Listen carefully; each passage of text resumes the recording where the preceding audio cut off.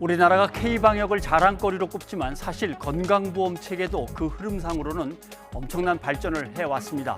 간단하게 설명드리면 1977년 건강보험을 하려는데 매달 봉급을 타는 사람들만 모아서 할 수밖에 없는 거죠. 일단 급하게 하려니까.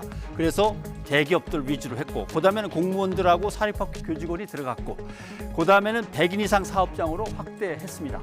그런데 매달 월급을 타는 사람들이 아닌 농어촌의 농민들이나 어민들은 어떻게 할 건가? 이건 재산을 가지고 따질 수밖에 없는 거죠. 그리고 소득하고, 그다음에 이제 도시에 있는 자영업자들도 재산과 소득을 따져가지고 다 들어갔습니다. 이렇게 급히 밀어붙여서 성공은 했는데 문제점도 당연히 생기죠. 한번 보겠습니다. 사실은 2차 세계대전 이후에 선진국이 아니었던 나라 중에서 전 국민을 의료보장에 집어넣은 나라는 우리나라가 유일한 나라입니다. 그걸 감안하더라도 문제가 많이 생겼는데 지역마다 조금씩 사람을 모아서 의료보험을 하고 하다 보니까 조합이 400개 이상 생겼습니다. 이게 무슨 의미인지 짐작하시죠? 이사장님도 400명이고 사장님도 400명이고 그 사람들이 타는 차들도 400대, 800대, 1600대 이렇게 나가는 겁니다. 거기에 감사, 이사, 또 제일 문제가 되는 게 뭐냐 하면은 이거를 전산화로 통합을 해야 되는데 전산화가 안 되는 겁니다. 400개의 독립된 조합이니까.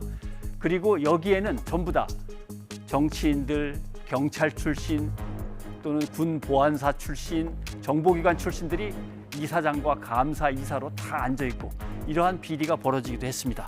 그다음에 우리가 쓰는 의료비 중에서 건강보험으로 얼마를 보장해 주는가, 또 챙겨주는가, 맨 처음에 40%, 50%, 60% 이제 70%로 올라가야 됩니다. 문재인 정부가 공약한 게 바로 이겁니다. 2020년대에는 70%로 올리겠다는 겁니다. 그렇다면 무엇이 문제인가 보겠습니다. 자꾸 이렇게 60%, 70% 병원에 가서 쓰는 비용을 국가에서 공단을 통해서 보장해 주면은 사람들이 안 가도 되는데 자꾸 간다. 이런 도덕적 해이를 어떻게 할 거냐. 그리고 그걸 갖다가 메워내려니까 돈 많은 사람들은 자꾸 건강보험료가 올라간다라고 하는 게 보수 쪽의 주장이고, 그다음에 진보 진영의 주장은 지금 OECD 평균이 80%인데 65%가 뭐냐. 부자들이 돈 더 빨리빨리 내고 더 올려야 된다라고 하는 겁니다. 자, 이런 배경 아래서 신문 기사를 한번 읽어보겠습니다. 너무 가혹하다. 상한선이 너무 높다라고 하는 겁니다. 벌이가 많으면 많을수록 건강보험료를 더 많이 내는데 어느 정도까지 끊어줘야 되는 거죠. 그게 너무 높다는 겁니다. 낮춰달라는 겁니다. 일본을 갖다 예를 들었습니다. 사실 프랑스 같은 나라는 아예 상한선이 없습니다. 많이 벌면 버는 만큼 끝없이 많이 내게 돼 있는 나라도 있습니다. 자, 그런데 정말 못 내는 사람이 있다. 왜냐하면 재산이 있더라도 벌이가 있어야 그걸 돈으로 해서 건강보험료를 내는데 벌이가 없는데 어떻게 내느냐라고 하는 문제. 그래서 재산 가지고 점수 매기는 거는 이제 없애야겠다. 여러 가지 논의가 진행되고 있죠. 벌이가 없으면 보험료를 대폭 낮춰야 할 필요는 분명히 있습니다. 그래도 이런 기사는 당최 아닌 것처럼 생각돼서 오늘 예를 듭니다. 한번 볼까요?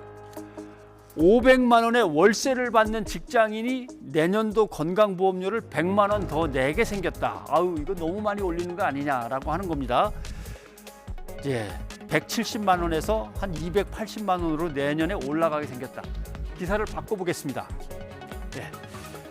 500만 원의 월세를 받는 직장인입니다. 봉급은 따로 받는 거고, 봉급 타는 거 외에 어디에 부동산을 갖고 계신 건지 모르지만 500만 원의 월세를 받으면 1년에 6천만 원을 월세를 받는 거고, 자기 수입으로 봐서는 1억 원이 훌쩍 넘는 분입니다. 그런 분이 100만 원을 더 낸다? 이걸 12달로 쪼개면은 8만 5천 원 한 달에 더 내는 겁니다. 자, 그걸 가지고 난리를 치면 곤란하죠.